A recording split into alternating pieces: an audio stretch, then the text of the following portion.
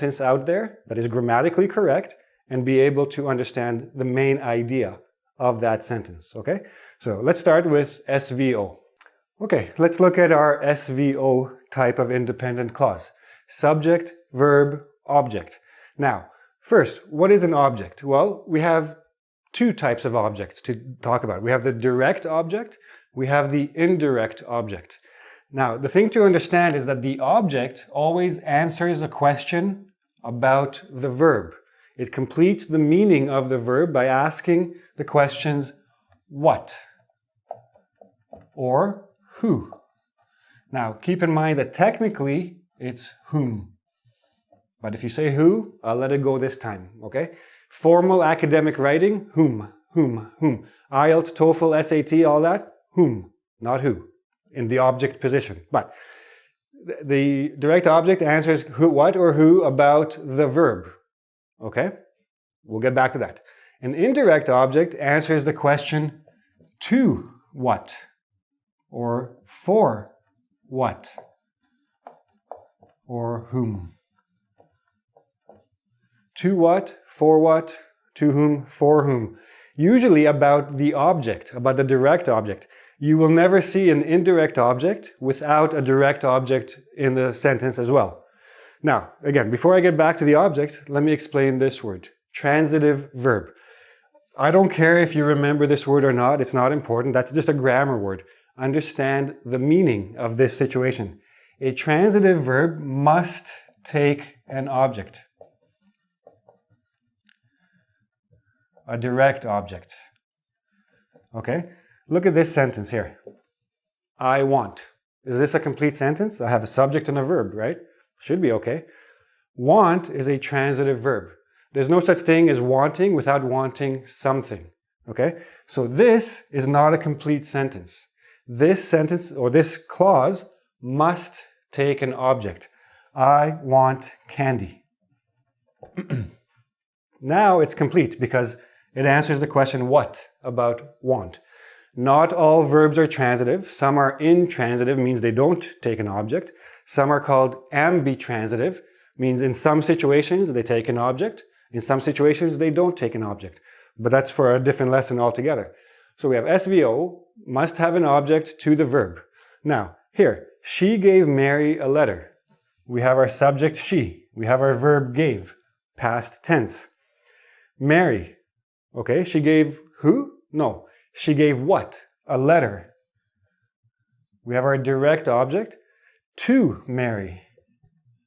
Indirect object. She gave a letter to Mary. She gave Mary a letter. Okay, so we have she gave what? Again, this is a transitive verb. It must take an object, a direct object. She gave a letter to Mary, our indirect object. This is a complete independent clause, a complete idea, full of meaning, ready to be added onto. Now, what you put before, what you put after, that's all complements, basically. It's not important. You can have a lot more phrases. You can have other clauses. You can have subordinate clauses added to this. This is your main idea of the sentence. That's your independent clause. Let's look at the other type, the subject, verb, subject, complement. Okay, so now we're going to look at the other type of sentence, the other type of independent clause you can have. Subject, verb, subject, complement. Before we look at it, I want you to notice very carefully this E here. Okay? We don't have complement. Complement. This one means to complete something. This one means to say nice things about someone. Oh, I like your shirt. It's very nice. It suits you. That's a compliment. Complement, to complete. So a subject complement completes the meaning of something. Now, we had the object before. The object answered the question about the verb, right? It completed the meaning of the verb. The subject complement completes the meaning or says something about the subject, not the verb, okay? It also answers the question what about the subject. One way to think about this is think of the verb, the be verb, and it's always going to be a be verb. Think of it as an equal sign. Subject equals the subject complement. So for example, and many students still ask me this, so I'll say it again. I am Canadian. So I equals Canadian. Canadian completes the meaning of I. Same thing, right? This is the completion of me. This sentence looks a little bit more complicated, but it's the exact same thing. The weatherman must be wrong about today's forecast. I still have the be verb. This modal must only tells me something about the degree of the be verb. It doesn't tell me anything about the subject or the complement. So the weatherman, wrong. The weatherman is wrong about today's forecast. This is just an extra piece of information. It is a complement to wrong. Wrong about what? That we're going to talk about different types of complements like this one. Wrong is a complement to weatherman. About today's forecast is a complement to wrong. A sentence can have many complements. Okay? An independent clause can only have one object, one subject, one verb. However, you can have many clauses in a sentence. You can only have one independent clause unless, of course, you have two independent clauses joined by a conjunction, and, but, or, etc. We'll talk about that in a little bit as well. So the weatherman must be wrong about today's forecast. So this is your subject, verb, subject, complement. Now we're going to look at the last one, subject, verb, complement. Okay, let's look at our last one. We have SVA. I put A because quite often when you have to have it, it's an adverbial. But technically, anything that's not an object or a subject complement is just a complement. It is necessary for the completion of the sentence. Now, an adverbial. Why do we call it an adverbial? Because it answers the questions where, when, how, why. We saw that the object answers what or who. Adverbial answers the other questions. About what? About the subject? No. It's about the verb again. Okay? So for example, if I say I went, is this a complete sentence? No. Because go means you had to go somewhere. Technically, in certain contexts, it could be an answer to another question, but as by itself, it's not a complete sentence. I need to add something to it. I went to the store. I went where? To the store. So to the store is a complement, but it's acting as an adverb because it answers one of these questions. Remember, a complement, and I just want to explain it here, completes the meaning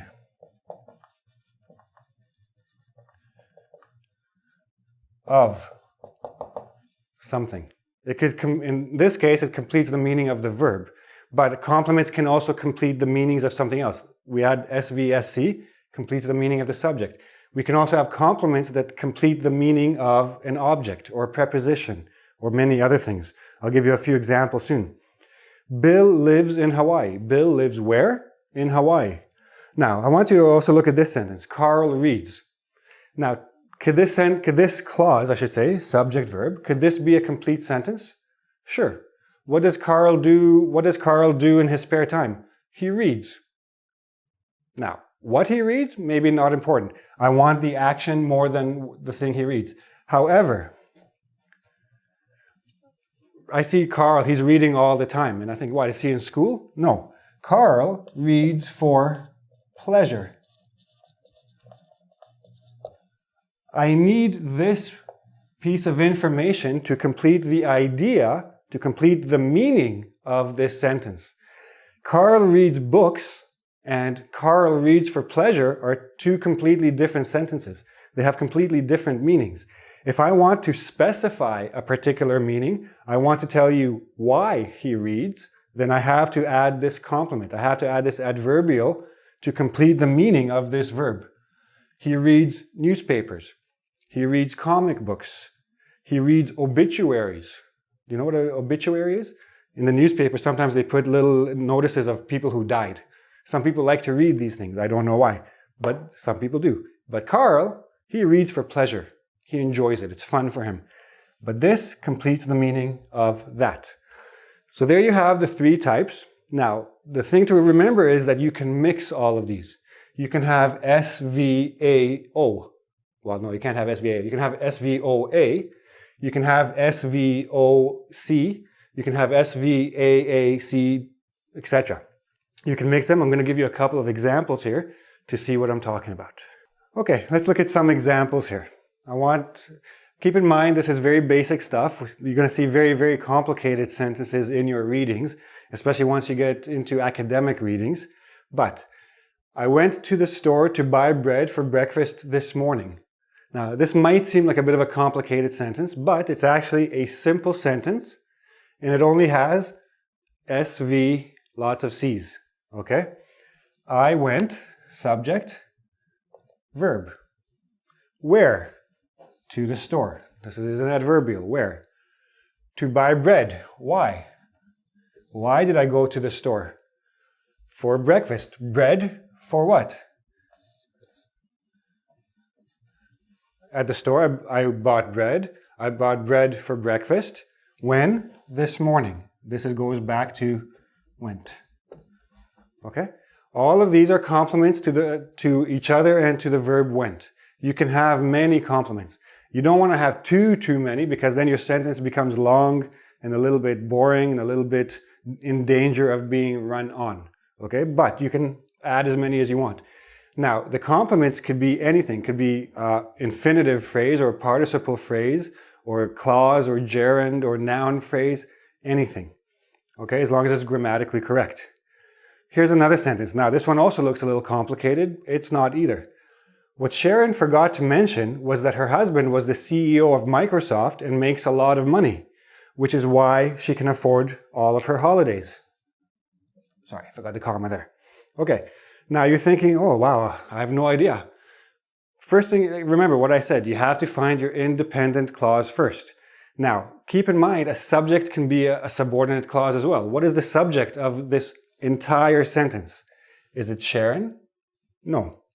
Is it CEO? Is it her husband? Is it Microsoft? No. What we have here is a noun clause subject. This is your subject. A subject which is an dependent clause, this is called a noun clause. It has its own subject and verb.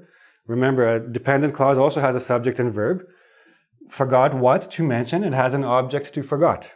Now, here's your verb, was. Okay? Her husband was the CEO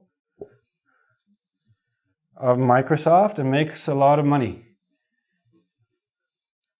Sharon, this is the subject, this is the subject complement because we have a be verb. This is also a noun clause with its own subject and verb. That her husband was the CEO and that he makes a lot of money. Okay? Which is why she can afford all of her holidays. We were wondering, Sharon goes away on holiday all the time, but she doesn't work. How does she do that? She's never told us that she inherited money. Oh, what she forgot to mention last time she explained was that blah, blah, blah. Okay, so this is a complement. Now, of course, this doesn't look too easy. Remember, a subject could be anything, an object could be anything, like not anything, but there's all kinds of subjects and objects. We'll discuss that another time. Find your subject, your main subject, find your main verb, find your object, complement, etc. Now, remember I said every sentence must have at least one independent clause. It could have two, it could have three, as long as you have a coordinating conjunction, and, but, or. John loves Kate, John loves who? Kate, and Kate loves John. Subject, verb, object, two independent clauses, one sentence, conjunction, okay? This might seem a little bit difficult, but there's a quiz on ingvid.com. Go to it, check it out. And remember, this is all very good for your writing skills and your reading skills. But if you need a little bit more help, check out my website, writetotop.com. A lot more information there to help you out. And come again soon.